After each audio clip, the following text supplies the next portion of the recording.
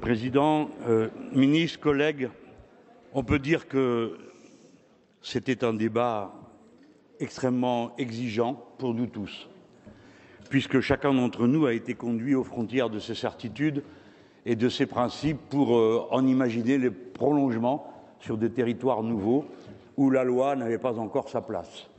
Nous avons été des défricheurs et des arpenteurs, et je crois pouvoir dire que chacun tâchait de faire du mieux qu'il le pouvait, sachant que nous étions dans un moment extrêmement fondamental où, ensemble, on va définir des règles, nous allons définir par nos votes des règles qui vont s'appliquer dans des domaines où il n'y en avait pas.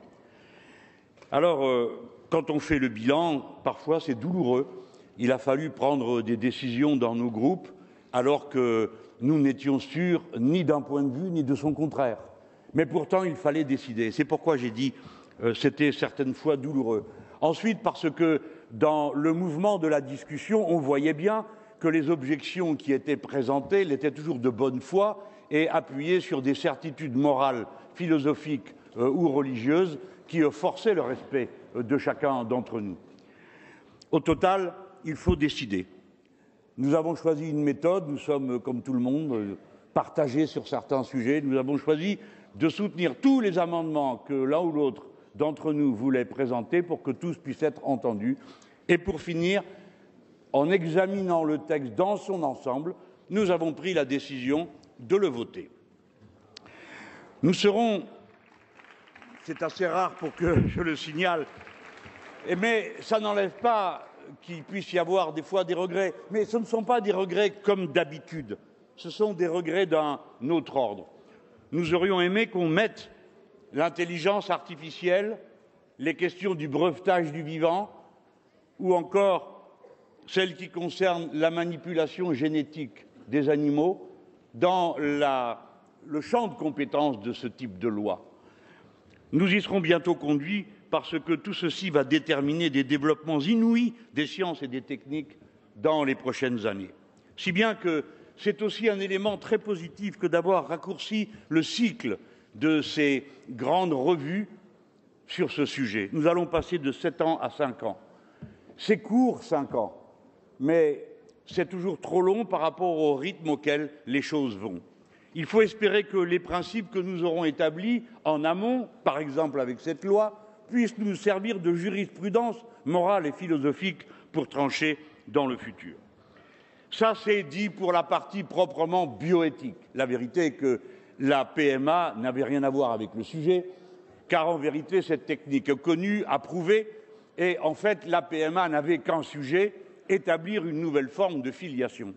Et nous en sommes d'accord, à la condition de l'assumer totalement. Oui, la société humaine établit par ses règles, ses rites, ses lois, les formes de la filiation, et nous venons de créer une nouvelle forme de famille.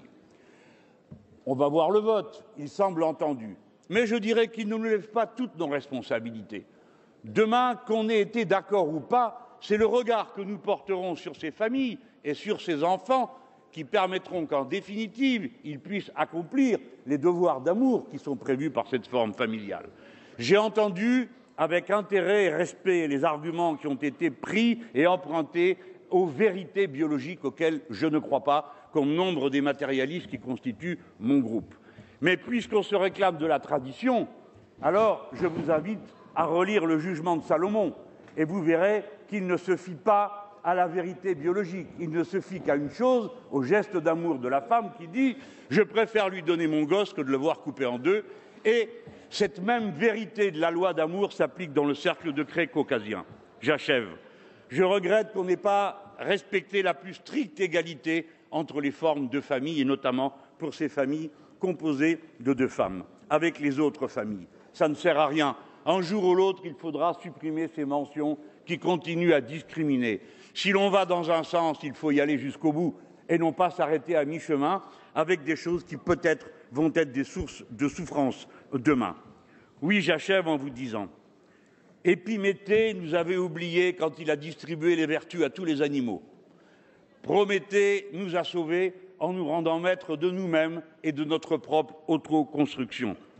En choisissant de réaffirmer notre droit à établir qui sont les pères, mères, qui sont les parents, qui sont les enfants, nous donnons une leçon d'humanisme et de lumière.